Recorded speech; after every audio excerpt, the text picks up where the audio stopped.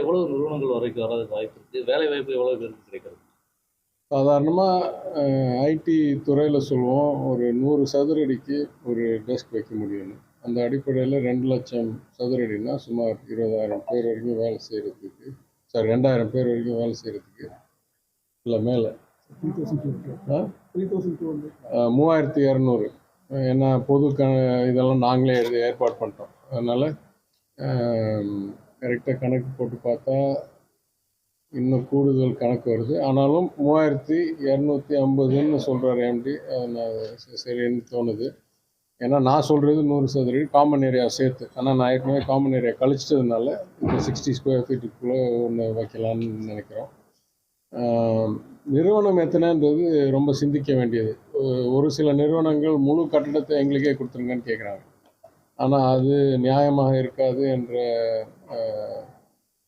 கொள்கையிலும் நான் கூறியது போல் பல சிறு குறு புதுசாக உருவாக்கும் தொழில் அதிபர்கள், முனைவோர்கள் அவங்களுக்கும் வாய்ப்பு வழங்க வேண்டும் என்றதற்காக ஏற்கனவே நான் கூடுதல் தலைமை செயலர், இந்த துறையுடைய கூடுதல் தலைமை செயலரிடம் எல்காட் எம்டியுடனும் ஒரு விதிமுறையை உருவாக்குவதற்கு அறிவுரை கூறியிருக்கிறேன். அந்த அடிப்படையில் என்னை பொறுத்த வரைக்கும் ஒரு 4 இல்லை 5 நிறுவனமாவது இங்கே வரணும். அது இல்லாமல் ஒரு 20,000 இல்லை 15,000 சதுர அடியாவது இந்த கோவொர்க்கிங் ஸ்பேஸ் ஷார்ட் டேர்ம் லீஸுக்கும் ஸ்டார்ட் அப் யூஸுக்கும் உருவாக்குற வழியில் வழங்கப்படும் என்று கொள்கை அடிப்படையில் நான் கருதுகிறேன். அதே போல் எலக்ட்ரானிக் சிட்டி பெங்களூர் மாதிரி கோவையில் வந்து ஐடி செக்டர் இன்னும் அதிகப்படுத்துறதுக்கு என்ன மாதிரி நடவடிக்கை? ஏற்கனவே அறிவிச்சிருந்தோம். நான் நிதியமைச்சராக இருக்கும்போதே அறிவிச்சிருந்தோம், இங்கே ஹைடெக் சிட்டி ஒன்று உருவாக்கணும்னு 300 சுற்று ஏக்கரில். அந்த பணியும் நடந்து கொண்டிருக்கு என்று நான் கருதுகிறேன். உண்மையில் பல முயற்சிகள் ஆங்காங்கே எடுக்கப்பட்டு வெவ்வேறு நிலுவையில் இருந்தாலும் ஒரு கோஆர்டினேட்டட் அப்ரோச் என்று எடுக்கிறது மிக அவசியம் என்று கருதுகிறேன். முதலமைச்சர் அவர்கள் இந்த பிப்ரவரி மாதம் எங்களுடைய யூமேஜின் என்ற கான்ஃபரன்ஸில் கூறியிருந்தார், நான் இந்த அமைச்சரை இந்த துறைக்கு அனுப்பினது எப்படி நிதித்துறையில் பெரிய சீர்திருத்தங்கள் செய்தாரோ அதே போல் இங்கே சீர்திருத்தம் செய்வதற்காக இங்கே அனுப்பியிருக்கேன் முதலமைச்சர் கூறினார். அந்த அடிப்படையில் நான் சொல்லுவேன், நம்மளுடைய அப்ரோச்சே இந்த ஐடியை பொறுத்த வரைக்கும் இன்னும் கொஞ்சம் திருத்தம் தேவைப்படுகிறது. அது படிப்படியாக முதலமைச்சரிடம் எடுத்து சென்று அவருடைய ஆலோசனை பெற்று அறிவித்த திட்டமெல்லாம் வேகமாகவும் அரசாங்கத்திலேயே பல்வேறு முயற்சிகள் ஒன்றுக்கு ஒன்று முரண்பாக இருக்கக்கூடாது, அதே சமயம் இணைந்து செயல்படணும் என்றதற்கும் சில மாற்றங்கள் உருவாக்கி கொண்டிருக்கிறோம்.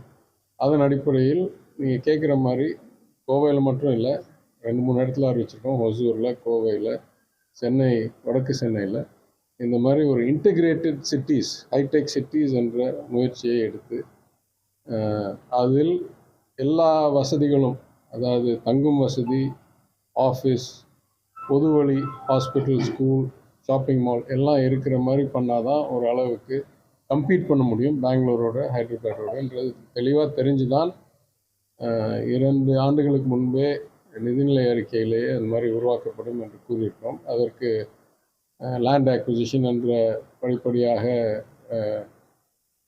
முயற்சிகள் எடுத்துக்கொண்டே இருக்கிறார்கள். அதை இன்னும் வேகப்படுத்தலாம். ஏற்கனவே நீங்கள் நிதியமைச்சராக இருந்திருக்கீங்க, ஜிஎஸ்டியில் சம் ப்ராப்ளம்ஸ் எல்லாம் ஏற்கனவே இருக்குது, எப்படி பார்க்குறீங்க சார்? அந்த மேலே கூட பன்னு இந்த மாதிரி இருக்கும்போது ஜிஎஸ்டி ஏற்படுச்சு.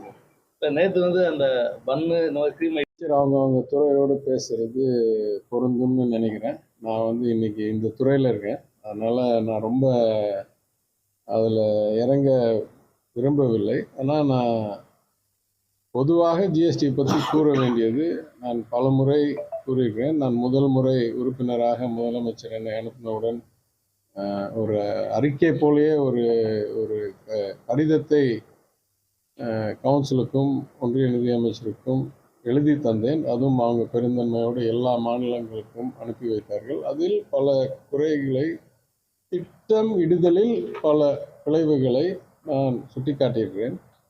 அதனால் நான் கூறுவேன், இது ஒரு சின்ன உதாரணம் தான். ஒரே பொருளில் சிலது 5%, சிலது 12%, சிலது 18% தான். இல்லை அது தனித்தனியாக விற்றா வேறு ரேட்டு, ஒன்றா சேர்ந்த வேறு ரேட்டு, இதெல்லாம் ஒரு 1000ல் ஒரு உதாரணம். இந்த அடிப்படை திட்டமிடுதலில் பல பிழைவுகள் இருக்குன்னு கூறுகிறேன். அது பொது வழியில் இருக்குது, அது பாருங்கள். திருத்தறத்துக்கு எனக்கு அரசாங்கத்தோடைய மனப்பான்மை சரியாக இருக்கணும் என்று தான் நான் கூறுவேன். எப்போ ஒன்றிய அரசாங்கம் இதை முழுமையாக ஏற்றுக்கொண்டு நல்ல மனதோடு அனைவருக்கும் வாய்ப்பளித்து இது சீர்திருத்தணும்னு நினைக்கிறாங்களோ, இதை மிகவும் வேகமாக திருத்தலாம் என்று நான் நம்புகிறேன். Thank you sir. சார்